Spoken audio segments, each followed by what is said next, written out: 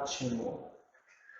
Vamos lá, pessoal. Estamos iniciando aqui o nosso webinar sobre direito provisório e emergência do coronavírus. Eu sou Murilo Jacobi, ao meu lado o professor Jacobi Fernandes. Vocês já estão me ouvindo? O pessoal está conseguindo me ouvir? O áudio está bom? Como é que está aí? Vou esperar o pessoal confirmar aí se já estão ouvindo antes de iniciar aqui, pessoal. Antes de a gente efetivamente começar a falar, a tratar dos temas que a gente tem que tratar. Estão nos ouvindo bem? Como é que estão as coisas? Bom dia Daniela Lívia, bom dia professor Tadahiro, vi que já estão aqui também. Bom dia ao pessoal. Isso, eu também queria agradecer a Dayana, queria agradecer ao professor Tadahiro, com quem tenho trocado muitas ideias, tenho aprendido bastante. Também queria agradecer a Paula, todo o pessoal do IFES, Eugênio Lacerda, aqui de Brasília, que também ia colocar a empresa dele aí para participar do nosso webinar. E nós, então, deixa eu comentar também o pessoal do Instituto Amazonense Administrativo, através do Bruno Barbirato. Isso, o Bruno Barbirato e o Fábio Bandeira de Mello e os outros advogados que lá fazem uma equipe maravilhosa lá em Manaus. Também queria agradecer ao nosso conselheiro Sebastião Europécio, ao professor Márcio Camargo Sano e ao doutor Edson Simões, conselheiro do Tribunal de Contas no município de São Paulo, que fez a gentileza de fazer a apresentação do nosso livro. E o professor Márcio Camargo Sano, que fez o prefácio do livro. Eu tenho essa dívida de gratidão com todos. É importante a gente sinalizar, em termos jurídicos... Não começou ainda. Só está dizendo que está só carregando ali, não é possível abrir, professor. Só um minutinho, tá bom? A minha ideia, Murilo, é que como a gente tem o texto também gravado, se a gente perder alguma coisa, eu só vai, porque muita gente cai... A pessoa está conseguindo abrir agora, que maravilha. Bom dia, pessoal. Então, só para a gente começar de novo, fico feliz, agora deu certo, que bom. Eu sou o professor Murilo Jacobi, estou junto com o professor Jacobi Fernandes, e esse, então, é o nosso webinar sobre direito provisório e emergência do coronavírus. Estão ouvindo bem? Como é que está o áudio aí? Digam para a gente como é que está, se o áudio está funcionando bem. Pronto, alto e claro. Professor, desculpa, pode começar. Muito bem, então vamos começar agora. É bom que o Murilo vai me corrigindo aqui, porque eu estou olhando para a câmera e não estou acompanhando vocês. Então, nós estamos lançando hoje, por Editora Fórum, um livro sobre o direito provisório. O direito provisório, nós denominamos as normas que estão sendo emitidas, elaboradas durante o período de emergência em saúde pública de importância nacional e internacional. O nosso objetivo, ao trabalhar no livro, e nós contamos nesse livro com a coautoria do Dr. Murilo, que está ao meu lado, de Rony Charles L. Torres e do Dr. Paulo Teixeira, lá do Rio Grande do Sul. Nós quatro nos reunimos para fazer esse trabalho, cada um deu sua contribuição na medida do seu tempo disponível. Tá? Então, e pedimos também ao conselheiro Edson Simões, do Tribunal de Contas do município de São Paulo, que fizesse a apresentação da obra. E ao professor Márcio Camargo Sano, que também fizesse o prefácio da obra. E eu confesso a vocês que o prefácio e a apresentação já valem o livro. Você não precisa comprar o livro, não, basta ter essas duas peças juntas. Fizeram um trabalho maravilhoso para nos apoiar nessa iniciativa. Por que decidimos escrever? Primeiro ponto, porque a gente está vendo, e houve uma brincadeira aqui, que foi colocada para nós, que houve uma infecção de contágio por live. Né? Na verdade, as pessoas chegaram a fazer muitas lives, estudantes de direito, discutindo coronavírus e o direito, e é claro que todas essas contribuições são todas muito bem-vindas. Mas um gestor público mandou uma mensagem para nós, há uns 20 dias atrás, e falou: tudo bem, professor, eu tenho muita gente tentando ajudar e o senhor está aplaudindo isso. Mas o que eu vou escrever para fundamentar as minhas decisões agora aplicando essas normas? Veja só, no direito, a doutrina funciona efetivamente para amparar a interpretação que cada profissional vai fazer. É óbvio que essas normas também serão aplicadas por administrador público, por economista, por engenheiros, por advogados, por juristas também. Então, é importante que tenham sempre um repositório de doutrina e de jurisprudência. nós estamos vendo o judiciário reagir com grande velocidade para as demandas que estão sendo propostas. Então, o nosso objetivo aqui na live é mostrar para você que você tem um livro agora, que esse livro também é fonte de doutrina e que o nosso trabalho... Só um segundo, professor, o pessoal está falando que gravou.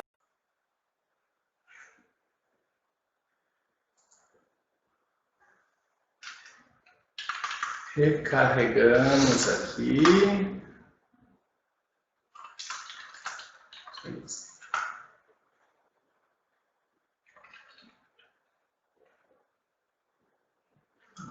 Ótimo. Desculpa, senhor, pelo visto nós tivemos probleminha técnico, ok? Vou retomar aqui com o professor Jacobito, desculpa a interrupção, nos avisem aí se tiver qualquer dificuldade novamente. Perdão. Muito bem, não, nós temos que atender a todos. Vejam só, da nossa parte, os recursos técnicos estão plenamente disponíveis aqui, né? Então, temos internet, temos redundância, linha dedicada, todos os recursos.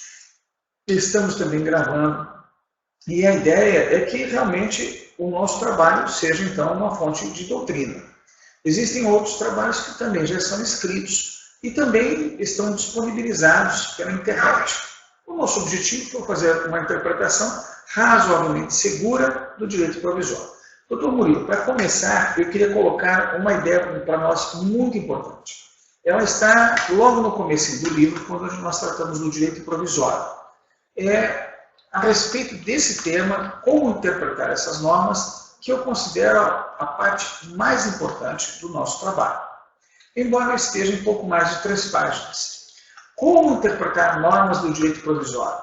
Por que até os juízes não estão se entendendo nisso? Porque para o direito provisório foi feito um sistema, um conjunto de normas novas. Nesse conjunto de normas novas, eu não posso estar interpretando com base nas normas velhas. Eu até brinco no livro e coloco, é necessário que seja um intérprete novo. Por quê? Porque ele não pode carregar os vícios do direito que é feito em período de normalidade. Olha só, então nós colocamos 3 balizas para orientar a adequada interpretação e se você adotar no seu dia a dia, vai verificar também que muitos estão errando no mesmo lugar. Então, normas do direito provisório, elas têm que ser interpretadas de acordo com as normas do direito provisório. Eu posso pegar uma medida provisória e usar outra para interpretar, não há problema. Eu não posso pegar uma norma do direito provisório e, como ela não fala nada naquele assunto, usar uma norma do direito normal, do direito fora do período do provisório. A outra questão, eu posso fazer esse trajeto de ir lá buscar a norma quando? Quando a própria norma foi editada para esse período. Por exemplo, na CLT nós temos artigos que tratam da força maior. Temos artigos que tratam de calamidade. Então é lógico que esses artigos se aplicam agora, nesse momento. Temos artigos na 8666 que tratam de calamidade. Eles se aplicam nesse momento.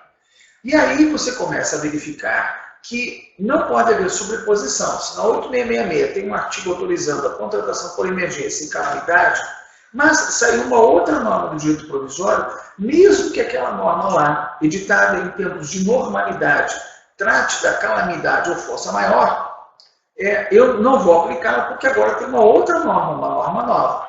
Posso aplicar o conceito de emergência e calamidade? Fora dessa pode, mas é um outro processo, ok? Uma dispensa com base na lei 13.979 e a outra com base na lei 8666. Por exemplo, eu posso estar contratando por emergência o que não tem nenhuma relação com o coronavírus.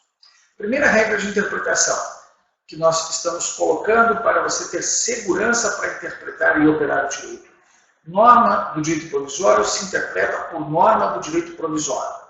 Eu só vou recorrer às normas do direito comum quando aquelas normas do direito comum não transitório, elas já prevêem a questão da força maior, tá certo? Então, nessa situação, sim. E eu posso recorrer quando for compatível.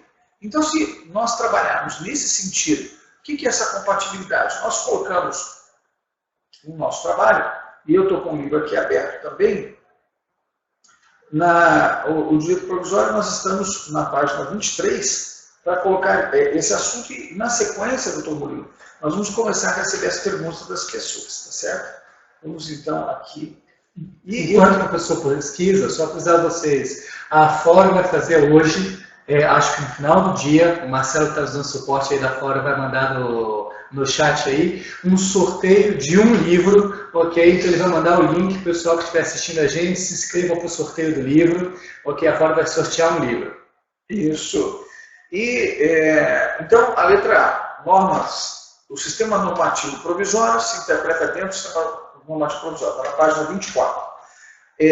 Segundo, que a atuação tem que ser feita em coerência com esse sistema. E eu posso utilizar normas comuns quando elas forem tratar especificamente da situação de calamidade ou força maior. Tá certo? Queria renovar aqui o meu agradecimento às pessoas. Eu posso repetir agora? Por favor. Isso. Então, a Dayana Líbia, a Paula Albuquerque, ao pessoal das instituições federais de ensino superior, a Eugênio Lacerda, que está aqui com a empresa dele assistindo a nossa live, e ao meu amigo Sebastião, ao professor Tadariro, à professora Priscila Vieira e ao pessoal do IADA, professor Bruno Barbierato. Bruno Barbierato e Fábio Bandeira de Mello e todos os advogados da equipe dele lá. Aproveitando para falar sobre IADA, o Instituto Amazonense de Direito Administrativo, que vai também sortear 4 exemplares da nossa obra de Direito Provisório e Emergência do Coronavírus. Para você se inscrever também, segue eles no perfil do Instagram, que é IADA, I-A-D-A, e aí se inscreva lá para você também, se você não der o sorteio da Fórum, sua segunda chance aí é no Instagram do pessoal do Instituto Amazonense de Direito Administrativo. E é 4 vezes maior do que o sorteio da Fórum. Exatamente. Né? O Instituto Amazonense do Direito Administrativo. Eu queria renovar meu agradecimento ao professor Márcio Camargo Sano e ao professor Edson Simões, conselheiro do Tribunal de Contas, e nosso estimadíssimo amigo Márcio Camargo Sano pelo prefácio que fez, e ao Dr. Edson pela apresentação. E eu brinquei no comecinho que os dois trabalhos desses dois grandes amigos está até melhor que o livro, tá bem? Vamos então, nós temos algumas questões interessantes para a gente tratar hoje sobre esses assuntos. Eu queria dar uma sugestão, não, só para orientar o pessoal. Para mandar suas perguntas, coloque Jogo da Velha, ou hashtag, dependendo da sua modernidade, antes e depois escreva a sua pergunta. Isso ajuda para a gente a se organizar ali nas perguntas, para a gente não perder nenhuma, tá bom? E vamos tentar responder na medida do possível. O tempo acaba não sendo tão longo para muitas perguntas, mas a gente espera que ajudar o máximo de pessoas possíveis. Tá, então, olha só, nós temos bastante perguntas aqui que já foram formuladas. As respostas de algumas já estão no livro, que a gente colocou no livro, e também as perguntas que chegarem depois nós vamos continuar respondendo. De algum modo a gente vai tratar de responder lá para o Instituto Protege, tá certo? E vamos a uma delas. Desculpa, aí vou fazer um pedido. Já que a gente está implementando essa metodologia, eu preciso que os senhores indiquem o e-mail de vocês junto com a pergunta. Mas aí fica no chat aberto, né? Tá, eu vou ver se a gente consegue pegar o e-mail através da descrição de vocês com a Fórum para tentar responder vocês diretamente. Isso, porque aí a Fórum nos encaminha isso, tá certo? Eu acho que pode ser assim, né? A gente pode colocar sempre os amigos em dificuldade, então estamos colocando aqui o Luiz Cláudio em dificuldade. Também queria agradecer da editora Fórum, a Aline e a Débora, que fizeram um trabalho maravilhoso. Nosso livro tem 430 hiperlinks. Para você, na leitura eletrônica, já clicar lá. Deu um trabalho grande fazer isso, mas a gente cuidou disso também. Também tem que agradecer a professora Liliane, a doutora Yasmin e aos nossos coautores, Rony Chaves, Paulo Teixeira, Murilo Jacobi e que me ajudaram nesse trabalho, cada um na medida da sua disponibilidade de tempo. Vamos a uma pergunta do Diego Estevão, que mandou para nós, ele é sócio-diretor da Diego Estevão Advogados. Caso o empregado peça demissão seja demitido futuramente por justa causa ou sem justa causa, posso descontar das verbas rescisórias os dias não trabalhados e não compensados? A regra, temos que tomar muito cuidado, porque você poderia já responder de bate-pronto. Pela CLT, cumprindo ou aguardando ordens, eu tenho direito de receber. Esse é o conceito do empregado, tá certo? Eu estou aguardando ou cumprindo ordens, eu tenho direito a receber. Mas olha, nós estamos em época de Covid. Então, para responder aqui, doutor Murilo também trabalha muito tempo no Justiça do Trabalho, e a gente colocou uma ideia que simples está na própria medida provisória, que é considerado falta justificada. Né? Então, a falta do trabalhador nesse período é considerada falta justificada. Veja, e aí nós temos alguns problemas. Por quê? Porque, olha só, a falta justificada é quando ele tem o elemento determinante saúde. Ele está em isolamento ou quarentena. Só que quarentena no nosso país, ela começou sendo definida. É aquele que tem suspeita de ter o vírus. Tá, então está em quarentena. Tá bom. Quem é que está em isolamento? Quando tem certeza que tem o vírus. Está na medida provisória e está na Lei 13, que já virou a Lei 13.979. O que nós temos então agora? Se eu estou em isolamento, decisão médica, eu estou em casa. Se eu estou em quarentena, decisão médica, eu estou em casa. Só que no Brasil foi implantada a quarentena por atividade. Então, vá para casa, porque o meu estabelecimento foi fechado por uma ação do governador estadual, do prefeito, fecharam o meu estabelecimento. Certo? Eu vendo lá um determinado produto e o governo tem um salão de beleza. O governo fechou. Ponto. Okay? Então, o empregado está aguardando, cumprindo ordens. Então, o patrão tem que decidir rápido. Tá certo? Eu vou suspender o contrato de trabalho, vou antecipar férias, vou antecipar feriados. Tem mecanismos na Lei 13.979 que permitem enfrentar isso aí na medida provisória 927, que permitem enfrentar isso. Se eu só mando o empregado para casa e digo, olha, meu estabelecimento está fechado, mas você vem trabalhar, eu não adotei a regra adequada do direito. Então, veja, se ele não está trabalhando, ou ele tem um motivo médico, ou o patrão mandou ele ficar em casa. Se o patrão mandou ele ficar em casa, tem que pagar o salário. Ok? Isso, e além disso, a gente tem a possibilidade de suspensão do contrato de trabalho conforme a recente MP, né? Também tem que ser considerado. Mas a pergunta do Diego, eu acho que é justamente isso. Se eu posso contar das velhas acessórios os dias não trabalhados e não compensados. Se esses dias não trabalhados e não compensados não estiverem cobertos por autorização médica, inclusive isolamento e quarentena, ou pelas medidas previstas nesse direito provisório, como antecipação de férias, antecipação de feriado, suspensão do contrato de trabalho, sim, a resposta seria positiva. Ok? Isso. Muito bem. E lembrando, a suspensão do contrato de trabalho é um assunto polêmico que a gente pode tratar aqui mais adiante outra pergunta. Alguma pergunta, João? Isso, temos. O Lázaro pergunta se uma licitação iniciada antes da calamidade pode ser cancelada ou anulada e o ente prevalecendo do estado de emergência para fazer as aquisições, e aí eu deduzo com base na Lei 13.979. Isso. Então, veja só. No direito convencional, no direito permanente, o tema é tratado no artigo 49, que eu posso anular ou revogar uma licitação. Anular por motivo de ilegalidade e revogar por conveniência e oportunidade da administração. O que veio de novo? No artigo 49, parágrafo 3º, foi estabelecido que, nesses casos, deve ser garantido contraditório e ampla defesa, no caso de desfazimento do processo, que abrange, portanto, o desfazimento, tanto a anulação como a revogação da licitação. Pois muito bem, se eu estou fazendo uma licitação e o tempo para adquirir um determinado produto diretamente relacionado com o coronavírus, diretamente relacionado com a Covid-19, eu vou levar mais tempo para adquirir, dando continuidade a esse processo, posso sim revogar todo o procedimento e partir para uma contratação direta sem licitação, nos termos da Lei 13.979, artigo 4º, suas diversas letras que vieram depois. Então a resposta pode. Agora, pode ocorrer também da revogação da licitação ser por outro motivo. Não tem nada a ver com o Covid-19. Tem a ver com a falta de dinheiro. Tá certo? A arrecadação dos tributos nesse mês já caiu mais de 25%. E mais de 10% das micro e pequenas empresas, 6 milhões de empresas no Brasil, mais de 600 mil tinham fechado até a primeira edição do nosso livro. A primeira vez que a gente fechou o nosso livro, eram mais de 600 mil, esse dado está no livro, e agora está perto de 1 milhão de empresas, micro e pequenas empresas já fecharam. Então, note só, com a redução da economia, eu posso dizer, vou adiar a compra de computadores, e vou gastar esse dinheiro que ia gastar com computadores comprando máscaras e respiradores. Muito cuidado, Lázaro, porque, veja, se a licitação estivesse muito avançada, revogá-la para fazer uma contratação emergencial, revogá-la para fazer uma contratação emergencial pode gerar um risco para o gestor. Isso porque parar uma licitação que está no momento muito avançado e iniciar uma contratação emergencial pode tomar o mesmo tempo.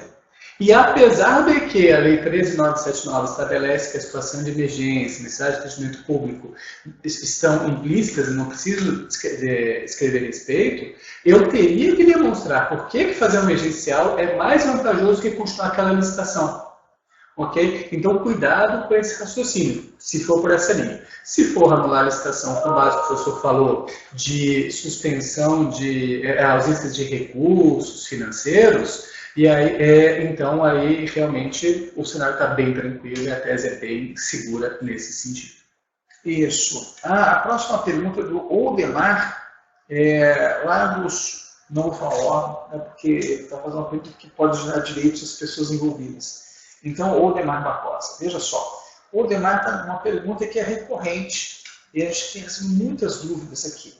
Ele considerou o seguinte: considerando que o órgão onde ele trabalha está fechado e a empresa de vigilância ele liberou alguns postos, reduziu o efetivo e tem outras empresas de terceirização trabalhando, ele pergunta como deve ser realizado o pagamento junto à contratada nesse cenário, considerando os custos de vale alimentação, auxílio transporte e salário. Então, veja, o que nós temos recomendado. Efetivamente, a administração pode, que está no nosso livro. A administração realmente pode, utilizando o artigo 78, inciso 15, suspender o contrato de trabalho. A suspensão que ultrapassa 120 dias direto ou intercalado dá direito ao contratado de romper, rescindir o contrato. Nasce para ele, depois de 120 dias, o direito de suspender. Veja, há um problema muito complexo. Por quê? Porque a administração pode suspender o contrato de prestação de serviços, eu me confundi aqui, suspender o contrato de prestação de serviços, mas o empregador nem sempre poderá. Inclusive, em razão da medida cautelar 6363, adotada pelo ministro Lewandowski, eventualmente o direito que está na medida provisória 936, suspender o contrato de trabalho do empregado, pode ter oposição do sindicato, da categoria. Se ocorrer a oposição do sindicato, não haverá suspensão do contrato. Como é que vai ficar o empregador? Ele vai ter custos e a administração vai pagar. Então, tendo custos, o empregador terceirizado, tendo custos, a administração deve indenizar. Com relação ao pagamento do auxílio transporte, ou vale transporte, ele só é devido quando há deslocamento. Se não há deslocamento, não é devido. Em relação ao vale alimentação, a Advocacia Geral da União tem um parecer que eu destaco aqui no livro, na página 106 e 107, nós esclarecemos um pouquinho mais e trazemos para nós um belíssimo trabalho da Advocacia Geral da União que esclarece a questão do vale alimentação. O vale alimentação pode ou não ser suprimido de acordo com a Convenção Coletiva de Trabalho. Se a Convenção Coletiva de Trabalho fala dos dias em que houver trabalho, o auxílio alimentação e o vale alimentação podem ser suprimidos ou não. Ok? E em relação a salário, está respondido então. Se não houver suspensão do contrato de trabalho, seja por decisão da administração, seja por decisão do empregador, seja por oposição do sindicato, o pagamento do salário é devido. Se houver decisão da administração, é importante que a administração pública e governo, que o governo inteiro, veja, nós não temos nenhuma conotação política aqui, tá certo? O governo expressamente colocou no mercado normas para preservar emprego e renda. E não é razoável que a administração pública, que integra o governo, vá fazer suspensões de contratos, gerando desemprego para o empregador. E aqui existe também uma questão importante que diz, mas é só remanejar esse outro contrato de terceirização. Isso nem sempre é possível, né? Ainda mais nesse cenário. A Érica faz uma pergunta no mesmo sentido, professor, que vou ler a pergunta dela. Como lidar com a suspensão parcial de contratos administrativos? É correto tratar como um ajuste de obrigações contratuais mediante reequilíbrio econômico-financeiro? Acredito que se tratarmos como mera supressão contratual, não será possível remunerar o prestador de serviço dentro das propostas estabelecidas na medida provisória do governo. Érica, a sua pergunta representa, para mim, um erro grave de raciocínio que muitos gestores têm em relação à alteração do contrato. Sabe por quê? Muita gente pega o artigo lá 65 da 866 e fala o seguinte, olha, seu contrato custa 100 mil reais, 1 milhão de reais, e eu quero reduzir ele em 25%. Então, reduz o custo dele para 750 mil reais. Isso, se o gestor faz, é ilegal. Por quê? Porque a 866 fala que você pode suprimir 25% do objeto. Quem que vai te dizer quanto custa suprimir 25% do objeto é o contratado. Então, se eu falo para uma empresa que tem um contrato de R$1 milhão, eu falo, vamos suprimir 25% do contrato, vamos tirar esse serviço, vamos tirar esses postos de trabalho, ela tem que me informar qual é o impacto do custo. Lógico, eu, como gestor, tenho o dever de verificar se a pessoa não está se colocando sobrepreço, se ela está sendo real com essa variação de custo. Mas a redução de 25% do objeto não implica necessariamente a redução de 25% da remuneração. E esse é um cuidado que tem que ter. Se alguém suprime 25% dos postos de trabalho, isso não significa dizer, e provavelmente não vai ser, reduzir 25% do contrato. Por quê? Para começo de assunto, ele vai ter que demitir 25% dos postos de trabalho. Então, ele vai ter que usar verbas decisórias, como a sugestão de mão de obra. E tudo isso está, sim, protegido pela 866 e pela Constituição Federal, mesmo antes do direito provisório. O que o direito provisório permite, e o que é extremamente interessante, é que o gestor, ao invés de reduzir o contrato em 25%, ele chame a empresa contratada para verificar a melhor metodologia para reduzir o contrato, manter pessoas em casa, fazer rodízio, suspender contratos de trabalho nas formas previstas nas leis provisórias. Okay? Poderia ser feito, por exemplo, chamar a empresa contratada e falar, olha, chama o sindicato, reduz 50% da jornada de trabalho e 50% da remuneração de todos os seus empregados. E eles vão fazendo revezamento, dia sim, dia não. E aí isso acarretaria uma redução do contrato de trabalho de 40%, mais ou menos, de comum acordo. Veja como a saída é mais prática, evita a dor de cabeça depois do cenário de crise e mais humana, porque simplesmente suprimir o contrato de terceirização de mão de obra em 25% significa, em regra, mandar 25% das pessoas para a rua no momento de crise, onde o cenário de recolocação no mercado de trabalho é muito delicado. Ok, Érica? Espero que eu tenha respondido. Quer fazer uma contribução, professor? Não, eu exatamente na sua linha de colocação, veja, o governo está se empenhando, criando Corona Voucher, ajudando microempresas, abrindo linha de crédito, e por isso é necessário que o governo todo trabalhe em linha de coerência. Né? Ontem mesmo eu estava comparando, né, alguns benefícios criados pelo governo chegaram a somar já 8 bilhões. E só a transferência para estados e municípios ultrapassou 80. Então, veja, há uma opção de governo no sentido de valorizar os benefícios que chegam diretamente ao cidadão.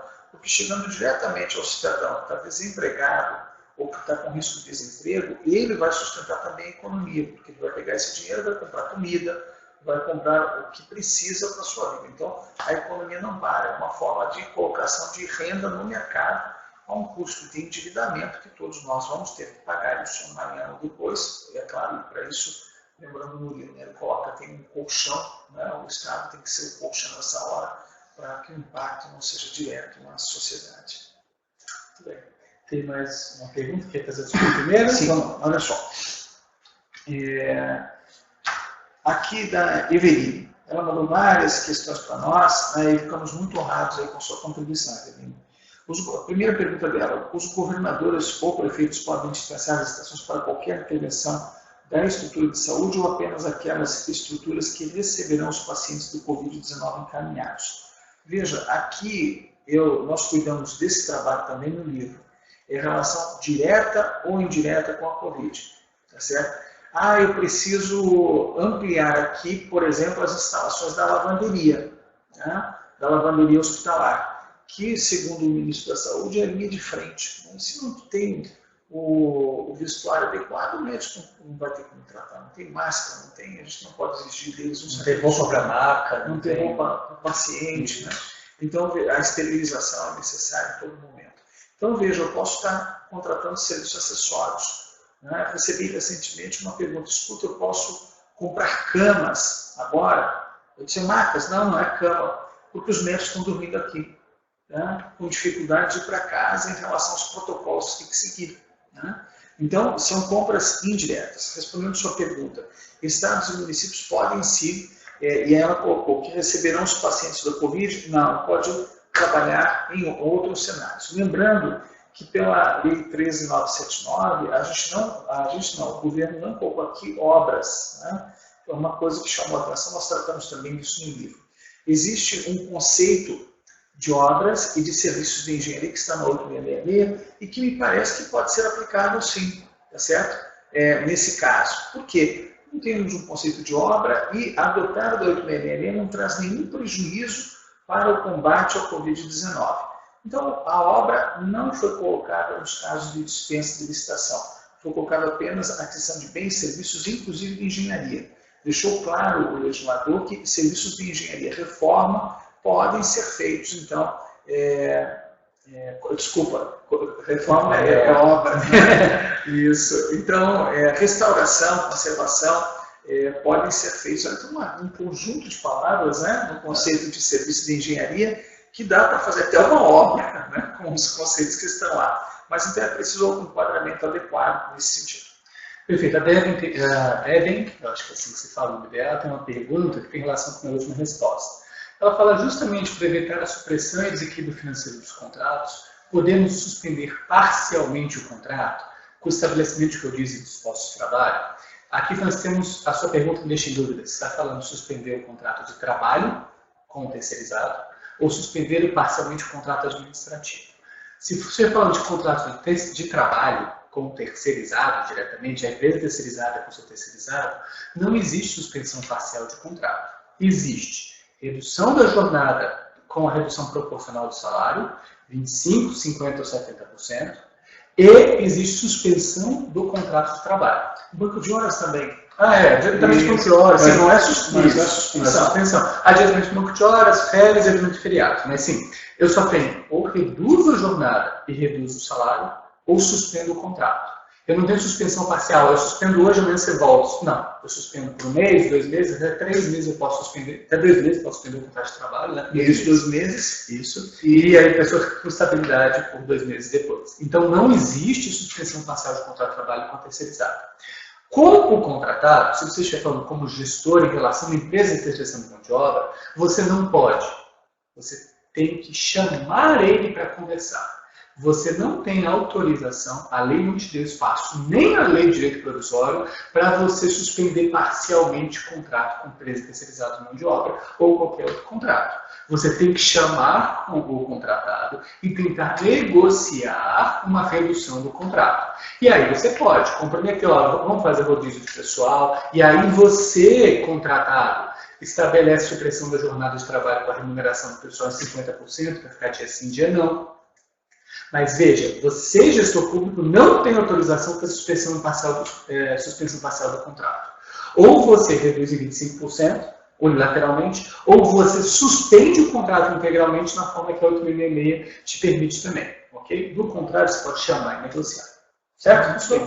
Eu tenho uma outra pergunta aqui também da Eveline relacionada a essas questões, e ela nos traz o seguinte, que alguns prefeitos e também tem conhecimento de outras autoridades, estão tentando realizar obras nesse período, e ela colocou exatamente isso, né? Quais são as ações que a gente através dos decretos de calamidade emitidos pelos governos estaduais e municipais, especificamente no âmbito das obras e serviços de engenharia. Nós entendemos que legislar sobre licitação em contratos continua sendo prerrogativa da União. Então, não considero válido que estados e municípios coloquem obras. Pode sim o legislador estadual e municipal restringir ou esclarecer normas, mas não pode criar normas novas. Então, por isso eu entendo que não é válido. Eu queria lembrar o seguinte, chegou aqui a nós mais de uma reclamação no mesmo sentido, de estatísticas que estão sendo construídas forjadas, de superfaturamentos que estão sendo provocados por pessoas que não têm os princípios republicanos, que ocorrem também em tempo de normalidade no nosso país. Né? E todos sabemos que são exceções ao padrão elevadíssimo de austeridade que tem que existir na administração pública. Mas existem exceções, né? Próprias da natureza humana. O que eu queria colocar agora? No nosso livro nós abordamos, inclusive, algumas recomendações da transparência internacional. Se você trabalha no controle ou se você trabalha na execução, eu sugiro que acesse o site, ou compre o livro, né? Acesse o site onde há 10 recomendações da transparência internacional editadas ao tempo do Covid-19, especialmente para os governos, para que deem mais transparência à gestão. Veja como a Lei 13.979 tratou do assunto. Ela mandou publicar os atos de dispensa e inexigibilidade de licitação, mandou publicar as contratações feitas por elas diretamente na internet. A Transparência Internacional manda acrescer outro nível de informação. Né? Quem é o beneficiário, por que foi comprado. A publicação vai ficar um pouquinho maior. A minha sugestão a todos que têm poder de normatizar é que copie esse decálogo da transparência internacional. Eu sei que, por questões ideológicas, muitas pessoas se afastam das regras da transparência internacional, que é uma ONG, que tem tal e tal problema, mas nós não podemos ser preconceituosos, nós temos que utilizar as boas ideias, e essas ideias dela de tornar mais transparente a gestão nesse momento, sem custo adicional, que é jogar na internet, me parece perfeitamente válido. Muito bem. O JL Quinho, desculpa, como está o nome do usuário, pergunta: empresa que tem ata registrada pode, sem ser instada a entregar produtos, comunicar que não irá atender a solicitação de pedidos durante a vigência da ata? JHL, ela não pode, ela deve. Porque o Decreto 7892 de 2013 estabelece que o detentor da ata, o beneficiário da ata, deve, antes de ser pedido, notificar as suas dificuldades para fornecer. Porque depois que é pedido, ele vai ter que responder ao processo administrativo para avaliar a culpa ou não. Porque, em tese, depois que a administração pública pediu o material ou serviço, ele tem a obrigação de fornecer. Para ele se eximir, ele vai ter que trazer força maior, vai ter um trabalho muito grande. Se antes de pedido ele fala, meu custo aumentou, não tenho mais insumos, estou com problema XYZ, o decreto 7892 de 2013 permite a rescisão da ata de registro de preços sem nenhuma penalização ao contratado, ao detentor da ata, né? Para ser a nomenclatura correta. Isso. E aqui tem outra que também nós enfrentamos no livro, né? Como as empresas públicas regidas pela Lei 13.303 do Diogo, né? Como as empresas registradas pela Lei 13.303, as estatais, podem embasar legalmente a necessidade de suspensão dos contratos, considerando que a Lei 13.303 não trata especificamente da suspensão, nem da calamidade, como a 8666 trata. Veja, o grande ponto do marco regulatório das empresas estatais foi, em vários pontos, dar cumprimento à Constituição Federal, no artigo 173, que as equipara às empresas privadas. Então, ela não tem a prerrogativa da alteração unilateral do contrato de trabalho. Portanto, ela está sujeita... Contrato, não é contrato de trabalho. Desculpa, isso mesmo, obrigado. Ela não tem a prerrogativa de determinar a alteração unilateral do contrato administrativo. Né? Não tem. Que não é contrato administrativo. Que também não é contrato administrativo, é contrato da administração. E, portanto, ela não tendo essa prerrogativa, ela não pode impor unilateralmente a suspensão do contrato. Tá? E aí a saída é chamar, conversar, a hipótese de rescisão, se tiver prevista no contrato, pode ser aplicada, pode ser, né? A matriz de risco pode ajudar a justificar uma rescisão do contrato, ou chamar, fazer um extrato em conjunto, mas isso, essa mentalidade de iniciativa privada, de contrato privado, tem que estar bem dentro do gestor de estatal e o desafio de administrar esse cenário. Como nós, iniciativa privada, temos que fazer. Ou vai um cliente nosso, tá? O aluguel está pesado para ele nesse período. Ele vai entrar em contato com o locador e falar, olha, vamos tentar reduzir o aluguel, está muito pesado para mim, é muito difícil, e aí vamos entrar em acordo, ok? É lógico que na iniciativa privada, essa ideia de achar juntos a solução permeia a maior parte dos contratos administrativos, né? Inclusive é presumida essa boa-fé no Código Civil. E é isso que faz realizar a negociação entre as partes. E é essa internalização de filosofia que a estratégia precisa nesse momento. E ainda queria acrescentar, olha só, A área de normatização do governo federal, lá do Ministério da Economia, Renato Fellini, Christian Becker, colocaram uma ideia genial na Lei 13979. É a questão da matriz de risco, que você pode construir durante a contratação. Olha que ideia genial. Mesmo no caso da pergunta do Diogo, também pode ser feito assim. Eu posso chamar a empresa hoje, construir uma matriz de risco, porque nós estamos num cenário de incertezas, né? E nesse cenário de incertezas, as pessoas podem construir uma matriz de risco hoje, mudar a matriz de risco, para ir estabelecendo essa evolução, porque todos nós, nenhum de nós hoje tem bola de cristal para saber quanto tempo vai durar isso e quais são as consequências para a humanidade. Muito bem. O Vitor tem uma pergunta interessante sobre caso o contrato seja por demanda e a demanda tenha sido reduzida drasticamente. A natureza do contrato por demanda pode ser alterada para pagamento fixo mensal, caso a redução drástica de demanda altere a equação financeira do contrato? Vitor, sua pergunta é muito interessante, muito importante para a gente tratar agora, porque a gente precisa considerar isso em dois aspectos. Tem contrato sobre demanda, onde quer simplesmente fornecer um bem. A empresa contratada, ela é uma revendedora, ela é um mercado, ela é uma empresa que entrega um bem. E esse bem não tem um custo acessório trazido para a empresa. Por exemplo, matéria de almoxarifado para papelaria. Reduziu a demanda, a regra é reduz a remuneração. Por quê? Porque a empresa não tem custos adicionais em relação a fornecer papel, a caneta ou lápis. Agora, se eu tenho um serviço sob demanda, por exemplo, de TI, pegar um exemplo que passou com um cliente um tempo atrás. O cliente ele desenvolve cursos online para uma entidade do Sistema S. Então, ela tem um contrato já do Sistema S que previu que ela vai ter assim, 6 cursos por mês para desenvolver, e ela, para desenvolver esse curso, ela tem uma instrutora no quadro dela, ela tem um pessoal de TI, ela tem um profissional da área contratada, ele tem uma pessoa que faz a arte, que faz o cronograma, que faz slides. Então ela tem todo um custo internalizado, apesar do pagamento ser por demanda, que fica incluído nesse pagamento por demanda. Desse modo, nesse tipo de contrato, a redução da demanda, sim, tem que gerar o reequilíbrio. Okay? Ou a administração pública suspende o contrato e fala, olha, sinto muito, se vira aí com o seu pessoal, suspende o contrato dele, reduz a jornada, mas a gente não vai precisar de nada agora durante o convite, não vamos fazer esses cursos EADs que a gente planejou, ok? E suspende o contrato, ou se ela quer continuar a manter o contrato, ela vai ter que reequilibrar. E uma das metodologias de reequilibrar é mudar a forma de pagamento. Mas muito cuidado, porque aí você vai ter que ter, como gestor, ter a cautela de buscar no mercado e fazer uma avaliação de preço para que você não corra o risco de ser aproveitado, né, por um fornecedor que não tem uma boa índole e quer colocar uma gordura onde não tem no momento de crise. Como o professor pontuou, as exceções que querem tirar vantagem das pessoas sérias e honestas nesse momento de crise.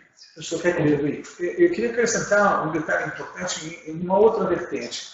Efetivamente, as empresas que trabalham com ensino à distância, aulas online, também estão atuando para a organização de reuniões e para esclarecimento. Veja, esse é um momento importantíssimo da gente não abandonar essas tecnologias. Ao contrário, a gente tem que usá-las com muito mais frequência para que a gente possa ter resultados melhores. Né?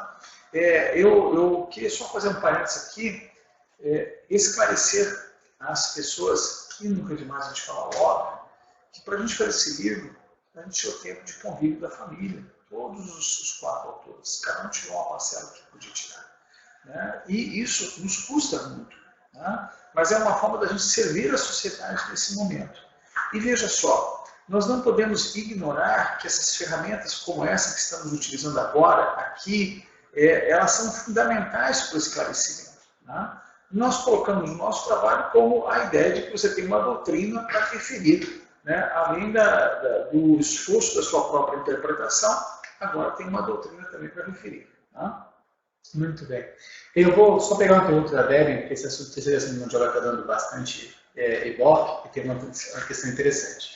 E ela faz uma pergunta, uma construção bem inteligente na pergunta dela, quando a suspensão dos contratos de prestação de serviços terceirizados com mão de obra residente, com afastamento dos funcionários decorrente da paralisação das atividades presenciais no órgão, e o posicionamento do TCU de que não pode haver pagamento de serviço não prestado, qual sua orientação?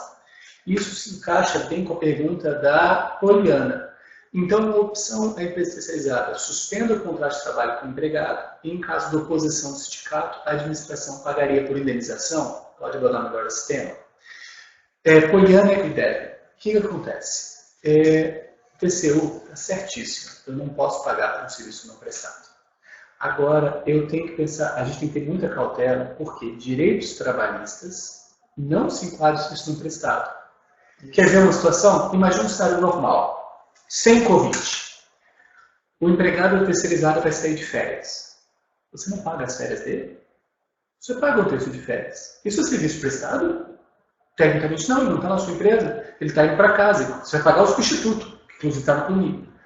As verbas trabalhistas incluem, sim, no objeto e na prestação de serviço. E, portanto, todas as verbas trabalhistas legais e aquelas equiparadas à lei por convenção coletiva são devidas, sim, pelo contratado de terceirização de mão de obra. Inclusive, essa é a jurisprudência do TST, consubstanciada na súmula 331 e alguns outros assuntos específicos. Tá?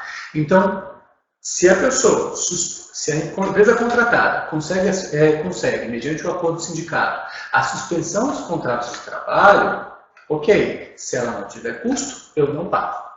Se a empresa contratada tem que mandar um empregado dela, que está em grupo de risco, para casa, isso, de acordo com a medida provisória, é licença médica, tem que ser remunerado.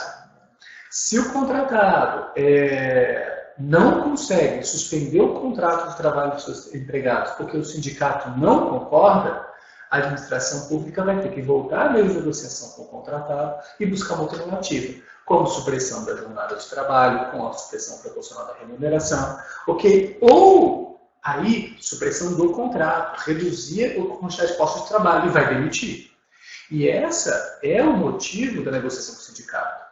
A gente vai suprimir contratos de trabalho ou reduzir a jornada para a sua remuneração, não é para ganhar mais dinheiro, é para evitar a alternativa, que é demissão. Okay? Então, essas são a estrutura lógica que a gente deve considerar na terceirização de mão de obra. A empresa conseguiu suspender, ótimo, então eu não preciso pagar, porque o governo, de acordo com a medida provisória, o governo vai pagar o auxílio-desemprego, né, na suspensão do contrato de trabalho. Desculpa. Meti o erro porque o sindicato vai estabelecer um percentual de remuneração pelo contratado. E aí sim, a administração pública vai pagar. Por quê? Porque isso não se enquadra em serviço não prestado. Isso é um custo decorrente de um serviço prestado, de um contrato vigente. Okay? Então é muito importante ter essa diferença em mente. O que é um serviço não prestado? É o exemplo da papelaria. Ela fornece papel, lápis e borracha. Você não está precisando de papel, lápis e borracha porque está todo mundo em home office. Ela não vai entregar, não pode receber. Ok?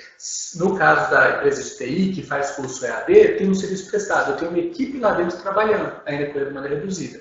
Então, é muito importante vocês não pegarem essa expressão e levarem na serviço não prestado na linguagem coloquial. Porque dá a ideia de que se alguém está de férias, eu não tenho que pagar, porque o serviço não está sendo prestado. E, na verdade, é serviço no sentido de objeto do contrato. O objeto do contrato continua existente, tem custo e traz custos. Isso é equilíbrio econômico-financeiro, protegido pelo artigo 37, inciso 21 da Constituição Federal, e protegido pela 866 e continua protegido no direito provisório. Muito bem.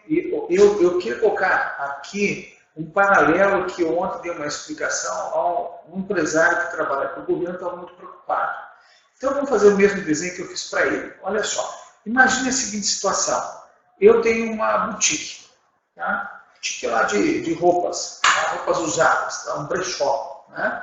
Então eu tenho lá um brechó. O meu brechó não vai funcionar por ordem aqui em Brasília do governador, que suspendeu uma série de atividades, tá certo? Então veja, e ao lado do meu brechó tem um prédio do governo. Vou imaginar um prédio da Polícia Federal. Não, da Polícia Federal que continua a atividade essencial. Deixa eu pensar numa atividade que foi suspensa agora pelo governo. Um prédio de estatística, IBGE. Tá? Vou colocar aqui. Vou imaginar nesse exemplo que os dois tiveram as atividades suspensas. Do IBGE por ordem do governo, do próprio governo. E o meu por ordem de uma quarentena imposta à minha atividade. Veja só, o meu empregado, eu não podia fazer nada, eu tinha que pagar o tempo de trabalho dele, tá certo? O que eu podia fazer? Férias antecipadas, bancos de hora, antecipação de feriados. Isso eu podia fazer.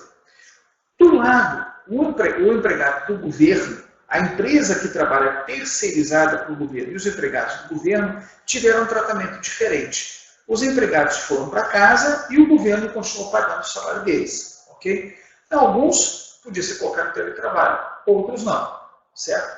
Então, o governo adotou essa postura, vamos pagar o salário integral. Pois muito bem. E o terceirizado dessa empresa? Como o prédio não é sujo, não tem que limpar. Se eu não tenho que limpar, dos 100 serventes que tem lá, eu vou ficar só com 2. Ok. O que vai fazer a empresa com os outros 98? O mesmo que eu, o meu brechó, vou fazer. Tá? Vou ter que pagar o salário. Então o governo criou, pela medida provisória 936, a ideia é a seguinte: muitos empregadores vão quebrar. Então, onde entra o colchão do governo? Olha, eu acabei de referir aqui, nós estamos perto de quase 1 milhão de microempresas e pequeno porte que fecharam as portas, ok? Nesse período.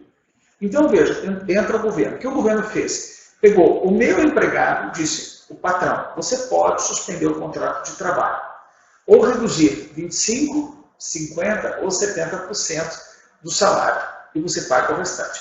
Para os empregados, ele criou o benefício emergencial de preservação de emprego e renda, que, como o Murilo colocou, é baseado na estrutura já existente do seguro-desemprego. Por que o governo não criou uma coisa diferente? Por causa da metodologia de cálculo.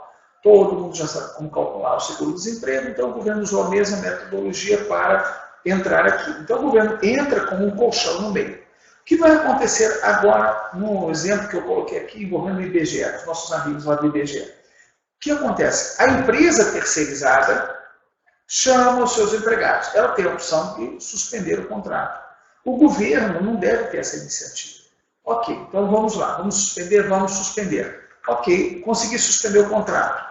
Claro que ela teve uma redução de custos, que interfere na planilha. Aí, como o Dr. Murilo acabou de colocar, eu vou trabalhar com a planilha da empresa que teve redução de custos. Não conseguiu, não pôde ou não teve conveniência de se proceder desse modo, então o custo dela acaba sendo integral. Existem algumas outras questões, inclusive eu vou pedir licença aqui, uma pessoa que mandou a pergunta antes, a Amanda de Oliveira, que eu vou responder por e-mail. Ela é da IF Sudeste de Minas Gerais e ela aborda a recomendação do governo do portal de compras governamentais feita em 21 de março de 2020. Né? Então, existem alguns detalhes aqui que a gente vai abordar diretamente para não fugir a nossa ideia de pegar a maior quantidade de perguntas. Desculpa, pessoal. A Gladys pergunta aqui, você pode adquirir álcool em gel e máscara de fornecedores que não dispõem de certidões negativas com validade.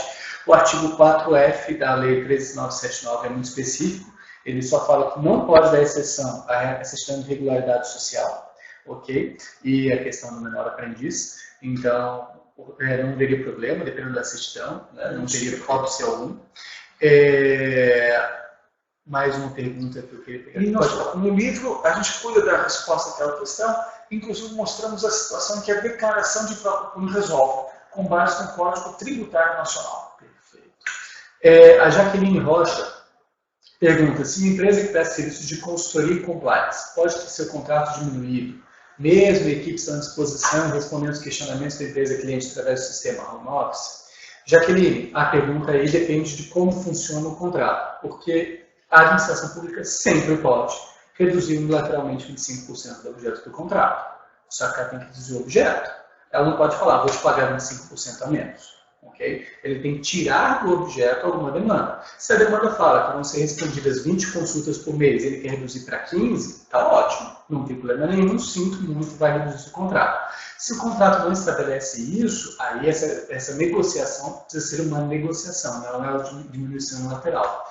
Eu tenho que ou retirar postos de trabalho, ou reduzir a demanda, ou tentar negociar uma redução de custos nesse momento de crise. E é a sensibilidade de todos os envolvidos, né? Todo mundo vai ter que dar um dedinho para a gente não perder o braço. Uma analogia mais popular. Ok? pegar mais uma aí, professor? Pegou aqui. Não, peguei. Muito obrigado. As coisas estão chegando agora. Muito bem. O professor Tadahiro, nosso amigo, traz uma pergunta. Ele traz um contexto, né? Estamos vivendo um momento de exceção, e a incidência de direito provisório depende da existência da própria pandemia. Não obstante, a LRF trabalha com dispositivos em cima de datas específicas, e no presente momento, em função do período eleitoral, algumas significativas. Ele traz duas. Aumento da despesa com o pessoal nos 180 dias antes do fim de mandato, é proibido. E o artigo 42, restos a pagar nos últimos 2 quadrimestres. Eu tenho que ter orçamento para o resto a pagar. Seria possível uma flexibilização desses entendimentos com base no artigo 22 da LINDE? Isso é uma questão que o professor Tadahiro coloca de altíssima complexidade, mas ele vivencia isso, essa atividade como consultor. Né? O que nós temos aqui? Nós temos no artigo 65, para todos acompanharem. É lógico que a resposta não está no artigo 65 da LRF, que se tivesse, o professor Tadahiro não estava fazendo uma pergunta desse nível. Mas eu queria só esclarecer o seguinte. Bem que podia, né? Bem que podia mandar a pergunta mais fácil. Mas vejam só, o que está no artigo 65, que vocês devem ter já ouvido falar, do governo federal, vou fazer só um paralelo para chegar a essa questão. No artigo 65 foi colocado que é possível a decretação de estado de calamidade, né? E havendo a decretação de estado de calamidade, eu estou achando aqui o artigo 65 já, está bem comentado no nosso livro também, no artigo 65 está colocado que na ocorrência da calamidade reconhecida pelo Congresso Nacional, no caso da União, pelas Assembleias Legislativas dos Estados e municípios, o Murilo também lembrou uma outra live sobre isso, enquanto perderá a situação, serão suspensas a contagem de prazo do 23, 31 e 70, e serão dispensados o atingimento dos resultados fiscais a limitação de empenho prevista no artigo 9. Né? Então, veja, para o governo federal, a questão ficou bem resolvida, artigo 65. Nada obstante, o governo federal ingressou com a ação no Supremo. Por quê? Porque o nível de endividamento ficou disposto em outros dispositivos. Então, o governo federal conseguiu dar uma interpretação e ele não está sujeito às restrições que o professor Tadahiro colocou dos 2 últimos quadrimestres, não poder dar aumento pessoal, não poder também incluir em restos a pagar o que não vai ter disponibilidade de caixa. O que é necessário agora? Veja só, os estados e municípios, teoricamente, teriam eleições esse ano. Há uma previsão para que tenha eleições esse ano. Isso pode não se consumar, mas é um fato. A nossa recomendação seria, através das entidades que congregam municípios, né? Confederação Nacional dos Municípios e outras instituições de abrangência nacional, arguir no Supremo Tribunal Federal, como fez a União Federal, conseguindo flexibilizar por ordem do Supremo o cumprimento dos dispositivos da LRF nesse período. Então, o que nós propomos, em primeiro lugar, tentar uma ação coletiva, uma ação diretamente no Supremo Tribunal Federal, no modelo que fez a União Federal. E já consegui eliminar. Tá? A outra hipótese, não conseguindo essa situação, vem a ideia brilhante do professor Tadahiro, que eu confesso que não tinha pensado. Né? Usar o artigo 22 para interpretar os artigos da Lei de Responsabilidade Fiscal que não puderam ter cumprimento. Não acho possível aumentar a despesa de pessoal. Mas note bem, em live anterior nós explicamos que a despesa de pessoal já está aumentada. Simplesmente por quê? Porque a despesa de pessoal, os limites previstos na Lei de Responsabilidade Fiscal são feitos através de uma equação de fração, é um percentual. Ora, se reduz o denominador, que é a receita corrente líquida, automaticamente está havendo aumento da despesa de pessoal. E a receita corrente líquida, estima-se que nesse mês vai cair mais de 35%. Mais de 35%. Então, é bem provável, então, que todos os municípios que estavam bem e os que não estavam bem, pior, ficaram, né, vão ter ultrapassado os limites da Lei de Responsabilidade Fiscal. A posição do professor Tadahiro oferece a todos nós uma saída brilhante, e a melhor saída que nós consideramos é que isso seja definido e provocado no Supremo Tribunal Federal. Perfeito. Só voltando, o JHL Quinho fez aquela pergunta sobre artigos de preço, pergunta qual é o fundamento legal. É o artigo 19 do decreto 7892. Dá para tentar aplicar por analogia se o fator não for só preço. Tá? O artigo 19 do 7892 fala que se o preço de mercado subir e o contratado não conseguir manter seu preço, ele pode notificar antes do pedido pelo órgão, antes de ser requisitado. Né? Por analogia, ela podia trazer questão de força maior e etc., dentro dessa mesma demanda, dentro desse mesmo raciocínio. Agora, como nós falamos a palavra requisição aqui, eu queria deixar bem claro a todos, e é muito importante isso, que a legislação prevê o direito de requisição. Mas o direito de requisição não é para substituir o processo de compra. A requisição é uma medida extraordinária. Inclusive, há ação no Supremo Tribunal Federal que busca limitar o direito de requisição, não é para sair por aí requisitando. Qual é a diferença da requisição para a desapropriação? Desapropriação é pagamento prévio e justo em dinheiro. A requisição é pagamento posterior. E nós temos também o confisco, que não paga nada. No Brasil nós temos confisco, né? Para os crimes graves, né, de tráfico de drogas ao confisco de bens, que inclusive já foi objeto até de ironia por aí, né, de membros do judiciário que estavam usando os carros, né, para esse Professor, nosso horário vai até que horas? Até a hora que o senhor mandar. Nada. Só pegando aqui, a Mônica também pede um esclarecimento sobre uma pergunta anterior. Ela fala o seguinte: naquela licitação iniciada antes da calamidade, pode ser cancelado ou anulado? E o ente permanecer no estado de emergência e fazer aquelas aquisições? A gente fez várias observações sobre isso. Aí ela complementa: é preciso garantir ampla defesa contraditória? Sim. É preciso garantir ampla defesa contraditória? Sem sombra de dúvida, tá certo? Isso nós não podemos utilizar o direito provisório para suplantar garantias fundamentais. E a garantia ao devido processo legal, ela tem que ser mantida, inclusive no estado de direito provisório. É lógico que eu posso, mediante uma situação crítica, caótica, anular uma licitação, abrir o prazo para defesa contraditória, enquanto eu já vou providenciando a contratação emergencial. E dar prazos reduzidos, prazos de 2 dias úteis, 3 dias úteis, considerando a situação de emergência. Isso seria bem possível para você conseguir viabilizar essa solução de modo suficiente. Mas o direito tem que ser respeitado, a gente não pode deixar de considerar o devido processo legal. Lembre-se até que o Supremo Tribunal Federal, num voto brilhante do ministro Alexandre de Moraes, ele deixou claro que, por exemplo, o dever de transparência, que é um dever da sociedade, não pode ser obviado por medida provisória. E nada foi colocado contra a dilatação do prazo prescricional. Note bem como os direitos fundamentais foram muito bem trabalhados pelo Supremo Tribunal Federal. Né? O dever da transparência foi mantido, mas o elastecimento do prazo de prescrição foi considerado correto. Então nós temos sempre essa equação que o doutor Murilo lembra para todos nós, do devido processo legal que não pode ser afastado. Ah, mas a administração precisava do dinheiro para isso. Ok, mas ela vai ter que dar a informação ao seu contratado, que não vai ter o contrato executado. Tem uma pergunta aqui que eu vou receber, só para dizer que eu não vou responder, para indicar um grande amigo nosso, esse professor Ronald Chaves, mas a gente também tem isso no nosso livro, que é sobre o pagamento antecipado, tá certo? É porque o tema, ele tem alguns detalhes, mas o Ronald Chaves, lá no site dele também, tem um texto bem simplificado, explicando as permissões legais, as vedações legais sobre isso. Nós temos um parecer da AGU permitindo essa situação em alguns casos específicos, ok? E no nosso livro a gente trata disso de maneira mais robusta. Só porque esse tema já vem tratado em várias lives, e aí a gente focar nos temas que são mais inéditos. Você quer falar um pouquinho? Não, eu queria falar um pouquinho, porque olha só, nos outros trabalhos que eu procurei, eu não encontrei a distinção do preço CIF e preço FOB. Né? Um é o preço que você paga quando a mercadoria embarca, por exemplo, lá na China. Colocou no avião, você libera o pagamento.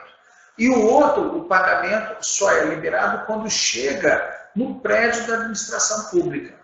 Então, são duas formas de pagamento que existem no comércio exterior e que eu não me lembro de ter sido tratado em outros livros. Por isso, nós apresentamos no nosso livro. Ora, eu posso comprar preço CIF ou preço FOB? Pode, sim. Quando é que eu posso fazer isso? Qual é o amparo legal? O tradicionalíssimo artigo 15, inciso 3º da Lei 8666, que é plenamente compatível, são as condições usuais do mercado nesse momento de importação.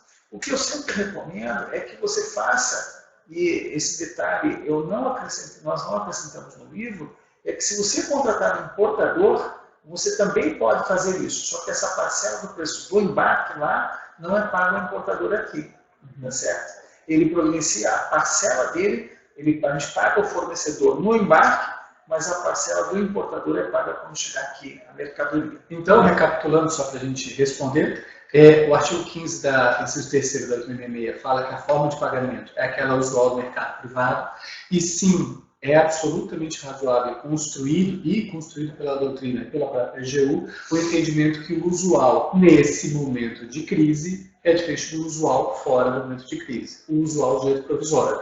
Então, por exemplo, EPIs, testes de coronavírus estão exigindo pagamento antecipado. Então, demonstrando que você foi no mercado e essa informação veio de forma majoritária ou até unânime no mercado, pronto, você está resguardado para fazer esse pagamento antecipado. E aí eu pego, aproveito e junto com a resposta do João Dalva, junto também com a resposta da pergunta do momento da Devin, falando, posso pagar 50% na contratação, 50% na entrega? Isso você vai ter que ver como o mercado melhor se adapta. Você pode pagar tudo depois da entrega, mas se ninguém entregar, você não vai conseguir ninguém para comprar. Pode ser 50% na contratação, 50% na entrega. É uma medida interessante. Eu já falei em lives anteriores que se você está fazendo uma aquisição muito grande, muito vultuosa, faça ela parcelada. Pega 10% nessa semana, 10% semana que vem e vai pagando 50% quando você pede, 50% quando entrega, 50% quando você pede, 50% quando você entrega. Para você pelo menos ter uma certa segurança que não vai tomar um calote milionário nesse momento. Porque, infelizmente, nós temos vistos casos de pessoas de má índole se aproveitando, tanto da gestão pública, tanto de pessoas privadas, tanto de idosos. A gente fez essa questão em relação como é que você chamou? O cheque Covid? O Corona Voucher. O Corona Voucher, nós vimos isso no Corona Voucher, cheio de aplicativo falso nos marketplaces, nós vemos isso na iniciativa privada, vemos isso em contratos públicos. Então, mostre que você tentou tomar as cautelas possíveis nessa contratação, ok? A nossa amiga Valéria Cordeiro, isso, o professor Tatariro, nos enviaram, logo assim que foi publicada, a medida provisória que permitiu aos diretores de escola entregar os alimentos da merenda escolar para as famílias, né, para os pais ou responsáveis. Não permitiu aos alunos diretamente, permitiu aos pais ou responsáveis. Veja, eu queria convidar vocês, porque nós do direito temos que trabalhar acima de ideologias, acima de fofocas, nós somos profissionais do direito, estudiosos da matéria, e temos que aproveitar esse momento para uma reflexão sobre as normas que estão saindo, né? Cada um a seu modo está tentando dar uma contribuição. Então, a gente tem que estudar também essas normas que estão sendo editadas e que a gente, a primeira vez, puxa, isso não interfere no direito administrativo. Claro que interfere. Veja só, você está comprando merenda e não está entregando, não tem mais a merendeira para fazer, está entregando, tem diretor de escola que está perguntando, mas eu não posso cozinhar aqui para a família vir? Ah, que boa ideia, mas eles vêm de noite. Não tá. Aí eu tenho que ter segurança na escola. Veja, são problemas do direito administrativo na prática. Então, a gente não pode fechar os olhos. Há boas iniciativas que estão surgindo nesse momento, né? E isso tudo tem a ver com o direito administrativo, tem a ver com a boa vontade nossa de tentar criar mecanismos adequados para a superação dos grandes problemas. Pergunta interessante do Diogo Souza, professor, passar isso para você. Em Pernambuco, o Estado publicou uma lei complementar autorizando aditivos de contratos de enfrentamento ao coronavírus, além dos limites estabelecidos na Lei 8.666 e na Lei 13.979. Você entende que isso é possível? O Estado tem essa prerrogativa? Está indo além dos limites da 8.666 e da 13.979. Veja, eu não acredito nessa possibilidade. Aí vamos por partes. Veja só. O Supremo Tribunal Federal, em matéria de competência legislativa, ele, em tempos de normalidade, ele tem sido bastante severo no gizamento disso, inclusive para aqueles que pretendem a extensão do modelo federativo, ampliação de competências, o Supremo tem sido um guardião bastante severo do artigo 22, do artigo 23 e do artigo 24 da Constituição. Então, nós entendemos que a competência é regulamentar dos estados, limitada à norma federal. Poderia, sim, o estado de Pernambuco reduzir o percentual. Não acho que possa aumentar, né? A gente entra naquele conflito sobre norma geral e norma especial, sobre questão de competência federal, e aí, veja, acho delicado a gente tentar, com base na questão provisória, atentar com Estado normatizar dispositivos de norma geral dentro desse cenário. Né? Como ele se limitou aos contratos, além dos limites estabelecidos, aos contratos de enfrentamento do coronavírus, é possível construir uma tese sobre o direito provisório que isso seria um permissivo. E aí vem uma questão que eu queria pontuar para vocês. Eu acho que essa lei está errada. Mas se você é um gestor público, consulte o seu jurídico, e se o seu jurídico disser, enquanto a lei não for declarada inconstitucional ou não for derrubada e anulada, aplique, porque você está corroborado na lei. Se depois a lei fala, a lei é legal, a lei é constitucional, etc., depois disso vão ter que regulamentar com os procedimentos, mas você está tomando decisão com base na lei. A sua boa-fé está comprovada, o seu ato está protegido, lógico, não deixe de motivar, justificar. Cuidado que todo órgão de controle exige. Mostrar por que você fez, e até na alteração qualitativa isso é bem pontuado, por que você fez uma alteração acima dos limites usuais e mostrar mostrar por que você fez uma alteração acima dos limites usuais, porque era mais vantajoso que fazer a nova contratação, ainda que emergencial. Então faça essa construção ainda, né? O próprio TCU tem uma forma permitindo alterações superiores a 25% no caso de alteração qualitativa, estabelecendo uma série de requisitos, né?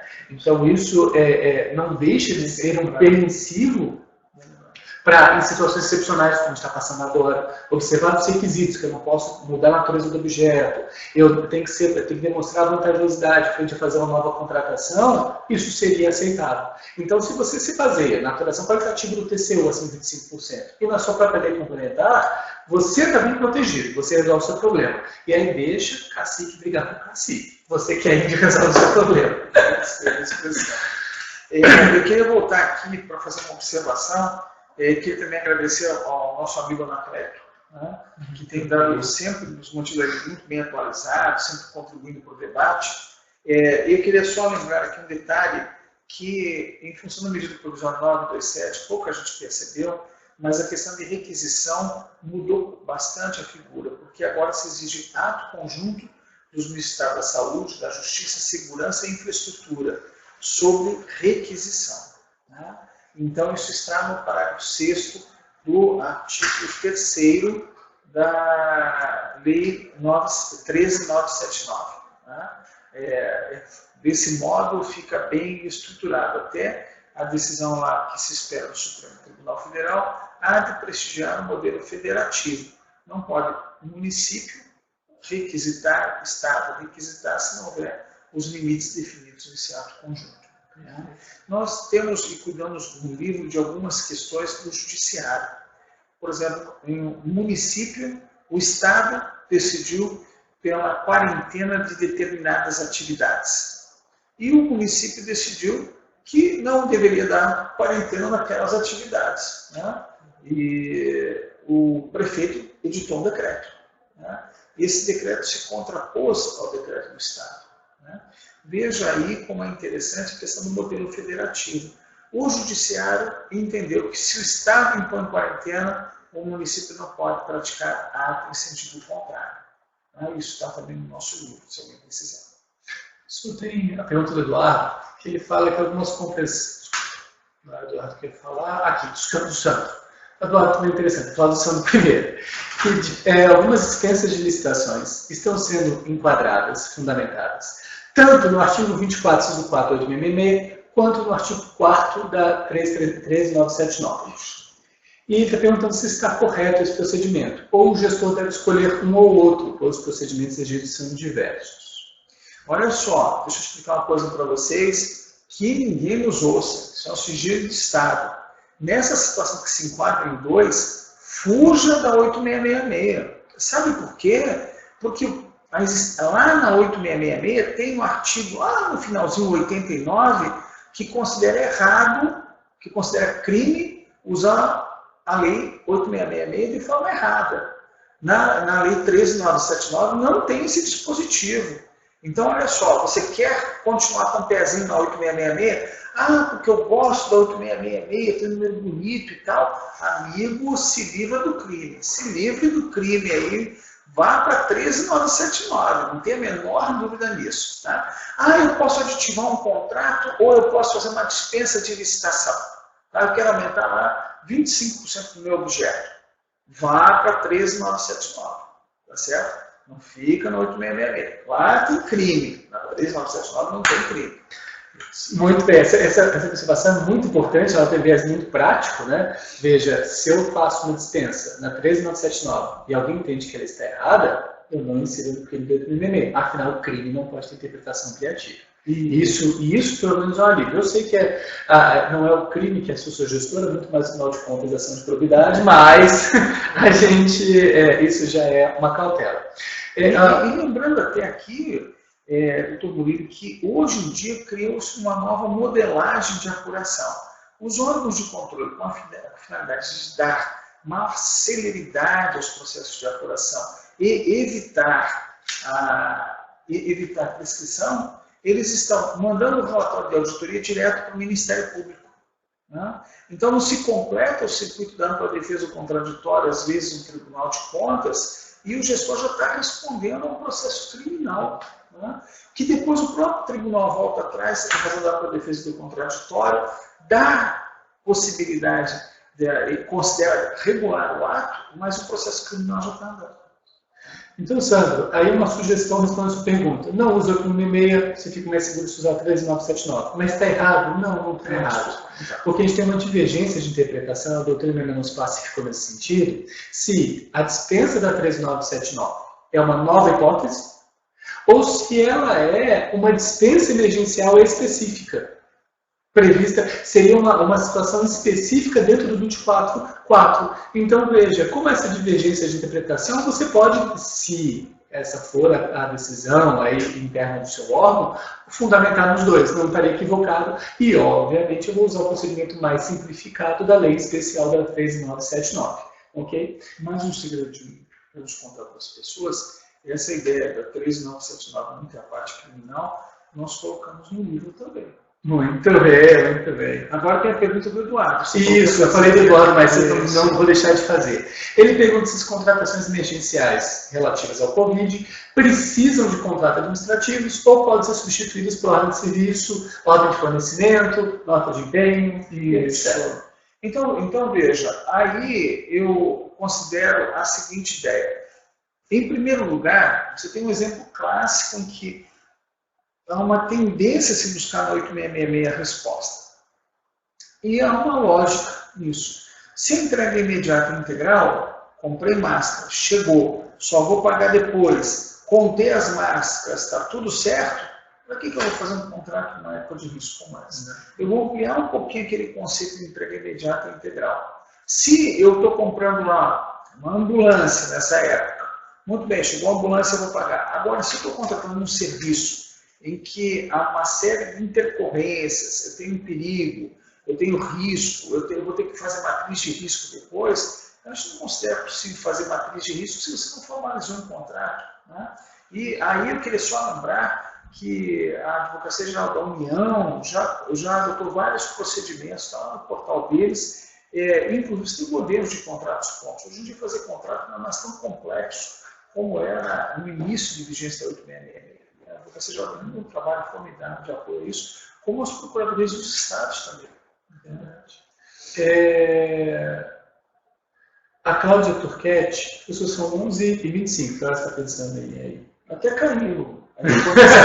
Estou brincando, olha só. Vamos continuar mais 5 minutos? Então? Perfeito, vamos fazer fechamento. Então, vou responder essa da Cláudia e passo para a última pergunta aí, que tem umas perguntas bem relevantes para a gente fechar. A Cláudia pergunta, voltando aí sobre contrato e suspensão de mão de obra, falando que ela deu férias antecipadas para os seus empregados nos contratos, alguns contratos de administração pública.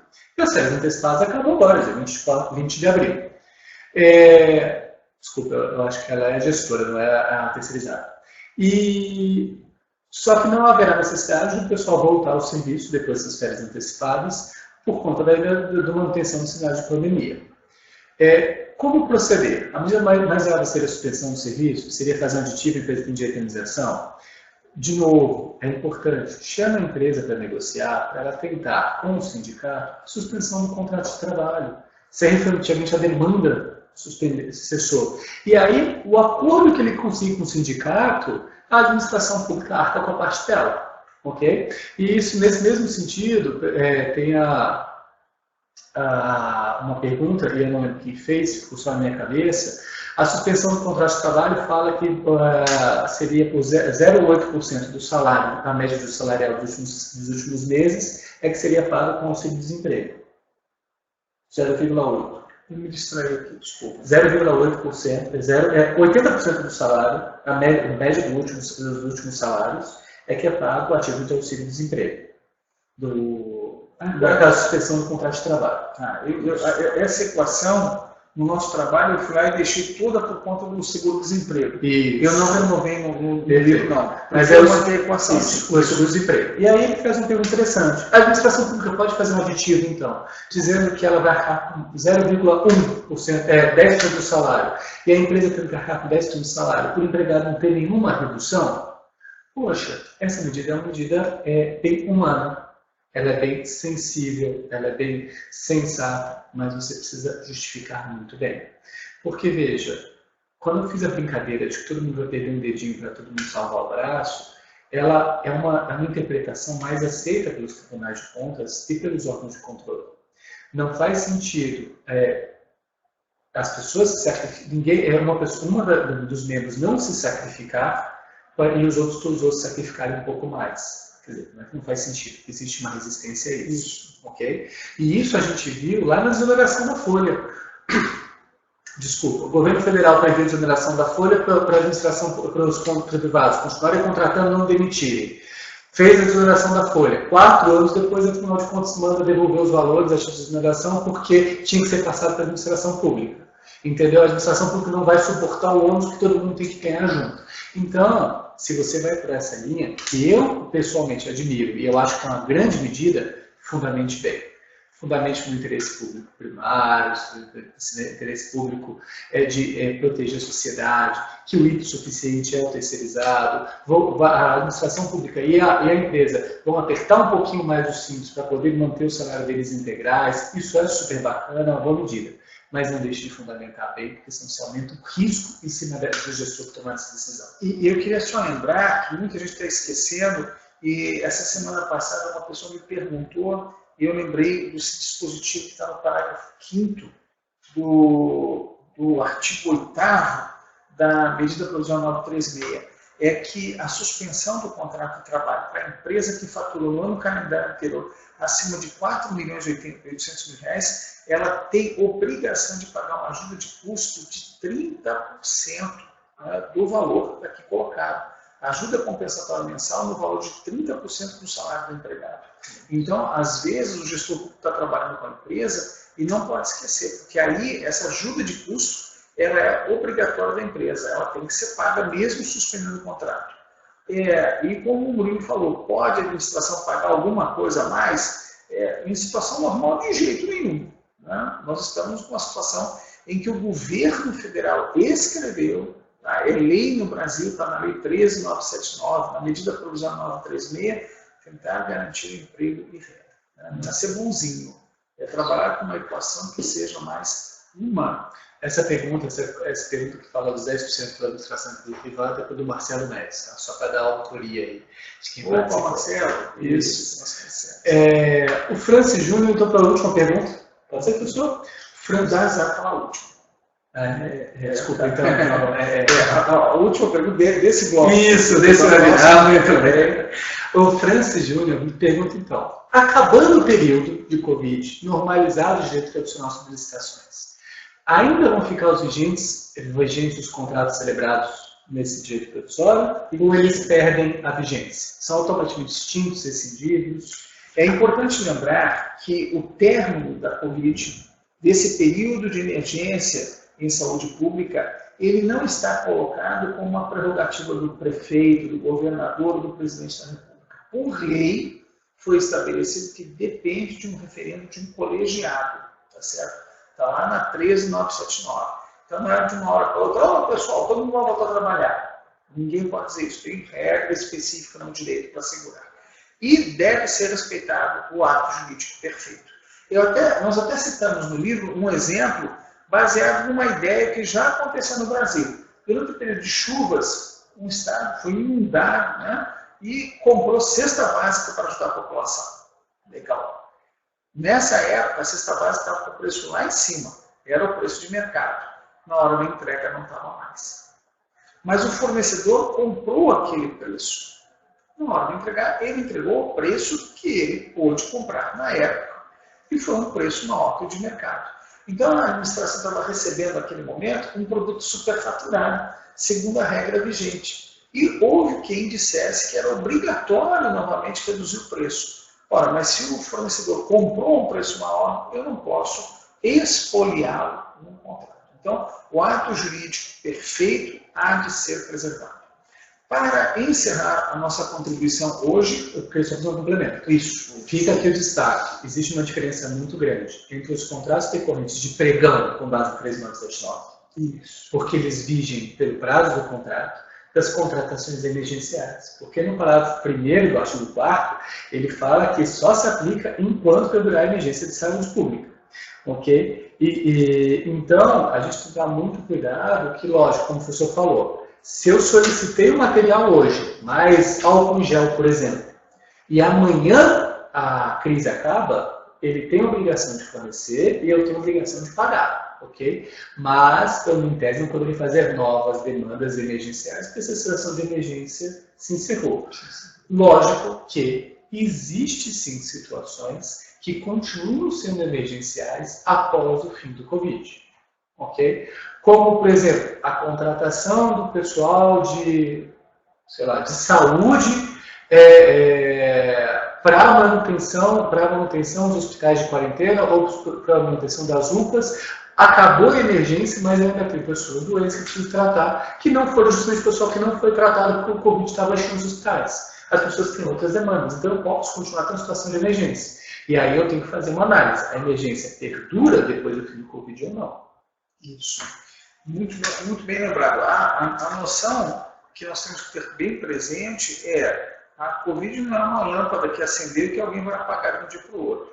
Ela vai sendo acesa aos pouquinhos, talvez um pouco rápido, mas ela vai ter um término e muitas providências terão que ser tomadas. Por fim, queria agradecer a Verônica Santos por ter escrito o capítulo final do livro, que se espera do Brasil depois da Covid-19. E queria dizer que agradecer a todos que participaram, as empresas que colocaram a live para os empregados, dizer que nós continuamos aqui trabalhando junto com muita gente, porque eu estou lembrando do Davidson também, que fez um trabalho belíssimo, o Marcos Alcântara, Fabiana Paim, Gabriela Peste, Priscila Vieira, Luciano Reis, Sidney Ventura, da CREA, todos estão tentando fazer a nossa parte, porque o direito é fundamental nesse momento. Nós vivemos num Estado democrático de direito, então não é para cada um ficar saindo da sua cabeça, tirando da cartola o que vai fazer. Servidor público faz o que a lei determina. E a lei é a vontade do povo. Tem medida provisória, mas tem lei também, e isso tudo é a vontade do povo. Nós estamos num Estado democrático de direito, onde os direitos fundamentais têm que ser preservados. Mas não quer dizer que não tem que ser intérprete novo. Nós temos que ter intérpretes novos para esse momento, e fica aí a nossa contribuição com uma doutrina agora então escrita, sujeita a críticas de vocês todos, como sempre fizeram, e nos ajudaram a aperfeiçoar. Um agradecimento também ao Luiz Cláudio, ao Felipe dele, ao Renato, da Diferencial Vídeo. Muito obrigado a todos, foi um prazer estar com vocês aqui hoje. Acompanhe aí nosso livro, comprem aí pela fora, a versão virtual já deve estar à venda nos próximos dias. Já está à venda. O pessoal teve dificuldade de baixar e depois a gente vai conversar com o Luiz Cláudio, isso não pode acontecer. Agora, a edição física virá em breve, mais uns 10, 15 dias a gente já vai estar vendendo, e o Instituto Protege, a livraria do Instituto Protege também vai estar vendendo.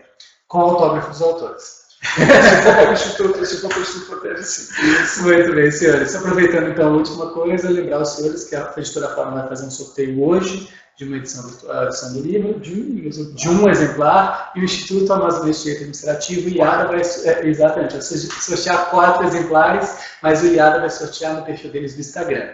IADA, que você entra lá no Instagram e segue lá o perfil para você poder correr. IADA. IADA. Isso, ok. Muito bem. Senhores, novamente, foi um prazer, espero que tenha ajudado vocês. Precisando de ajuda, não deixe de procurar a gente está aqui para ajudar vocês a enfrentar esse desafio que o pessoal está de frente. Até mais, um abraço. Obrigado.